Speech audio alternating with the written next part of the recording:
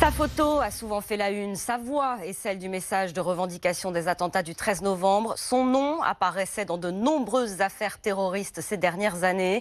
Fabien Klein est mort. Selon nos informations, il a bien été tué par une frappe de la coalition internationale en Syrie, précisément à Baghouz, village devenu le dernier réduit de l'État islamique dans l'est du pays. Son frère Jean-Michel est grièvement blessé. Âgé de 41 ans, Fabien Klein était considéré comme un vétéran du djihad, pas combattant mais propagandiste, recruteur, influent. Anne-Sophie Balbir. C'est dans la première moitié des années 2000 que sa vie bascule dans la radicalisation. À cette époque et jusqu'en 2005, il fréquente des salafistes dans la salle de prière de Bellefontaine à Toulouse. Le groupe se retrouve aussi dans un petit village de l'Ariège à Artigat.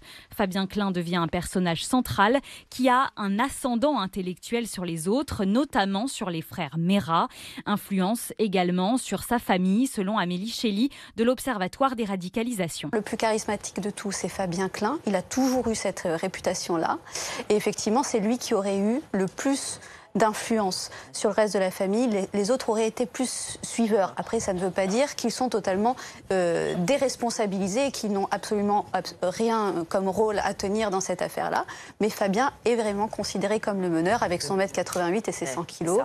Il en imposait. C'est début 2015 que Fabien Klein décide de rejoindre son frère cadet, Jean-Michel, en Syrie. Ils intègrent le cœur de l'appareil de propagande de l'État islamique. Depuis, les deux hommes étaient introuvables. Les autorités restaient pourtant convaincues qu'ils se trouvaient toujours sur place. Et dans l'attente de preuves ADN formelles, les autorités françaises ne démentent pas mais ne confirment pas non plus cette mort pour le moment. Au cours des opérations de reconquête du dernier bastion de Daesh, il est possible en effet que Fabien Klein ait été tué, écrit sur Twitter Florence Parly, la ministre des Armées.